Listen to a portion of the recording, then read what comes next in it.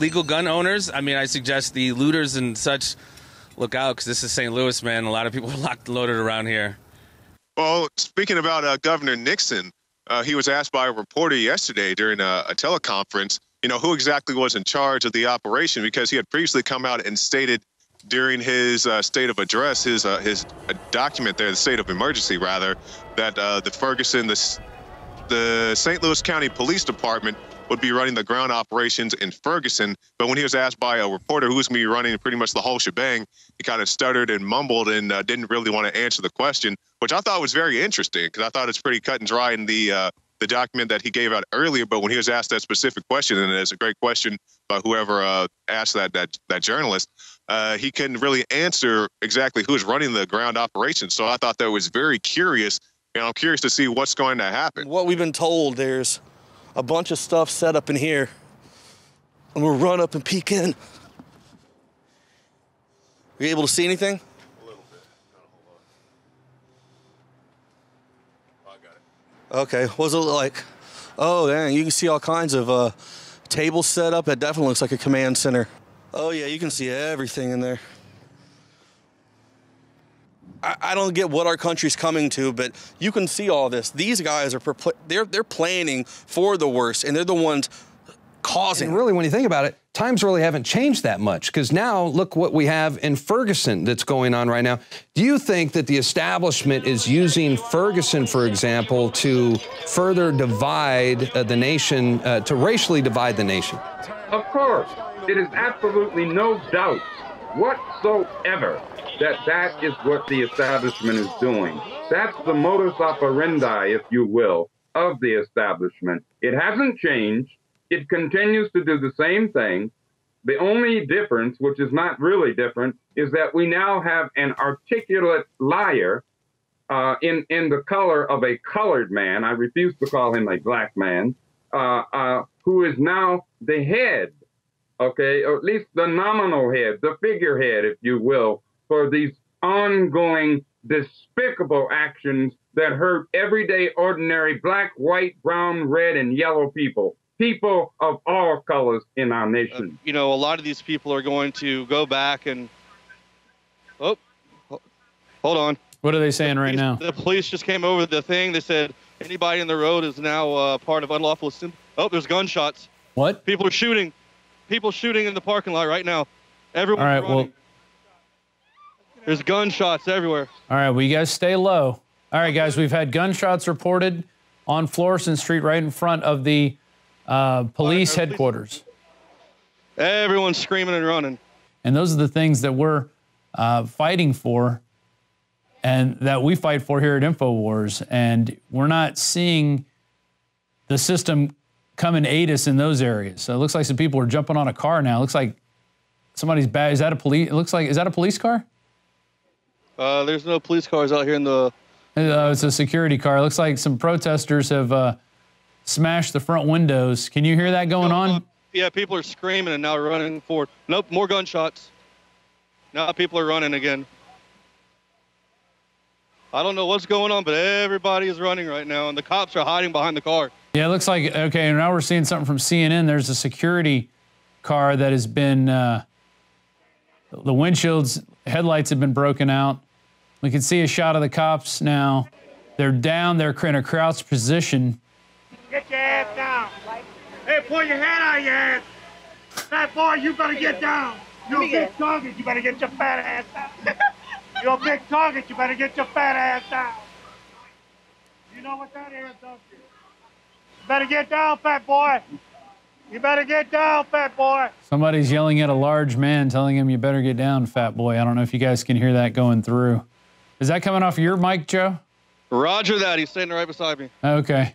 Don't go shoot no babies. Don't go shoot no babies, Pop. But if you do. So pan over to this guy. Let me see. I want to see. He seems to be, he seems like an older gentleman. Pull that trigger. Pull that trigger. We shooting back. Oh, he's kind of, it sounds like he was daring the cop to pull that trigger. Been in business out here 22 years. Oh my God. Oh, wow. She said she took her boards down to try to trust in the people here, that no one would, rob her store. And as you can see, right here, the windows are busted out, and it's just another business. It's just sad. Did she witness the looters? No, she just showed up. She came out here to check to see if anything had happened. I'm so sorry for her. Can you get her on camera? Is she wanting to talk? No, she's trying to. She's assessing the damage, it looks like. And she obviously lives in the area.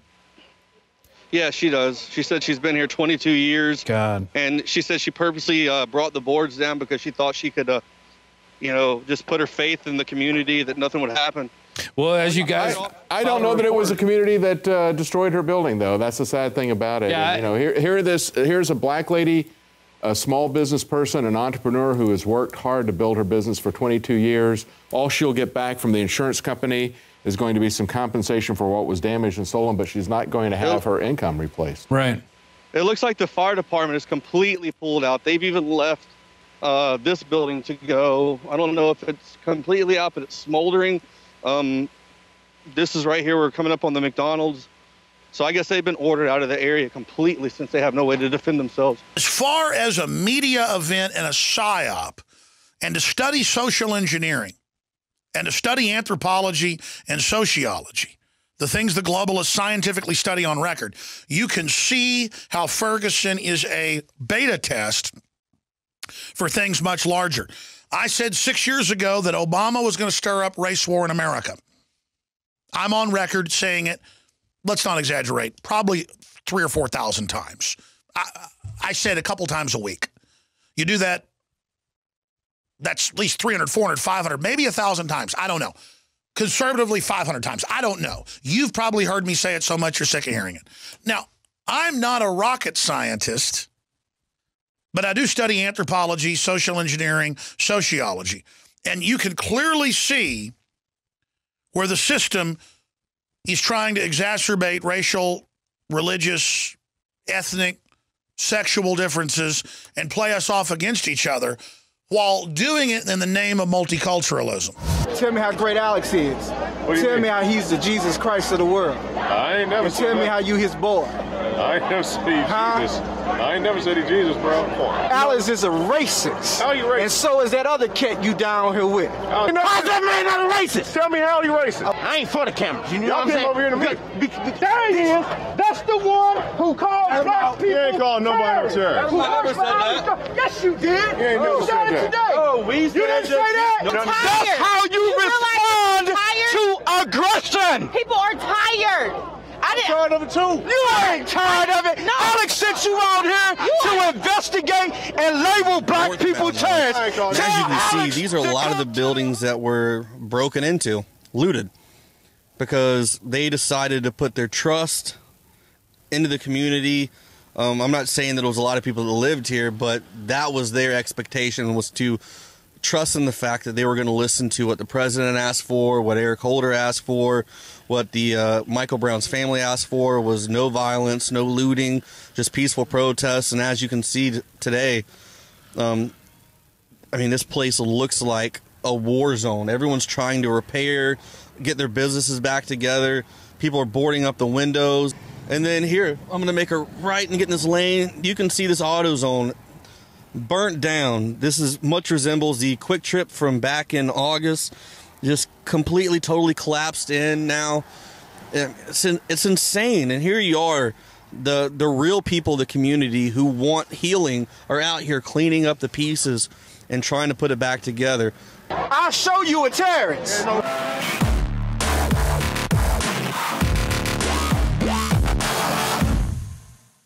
You want the best that's out there at the lowest price anywhere?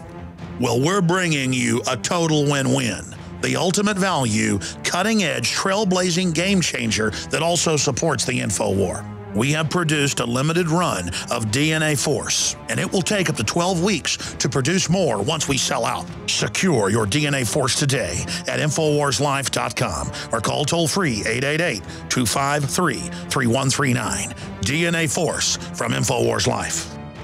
For all of recorded history, civilizations around the world praised the health benefits of silver. At InfoWars Life, our mission is to bring you the highest quality, purest, cleanest, effective colloidal silver on the market today for the lowest price available.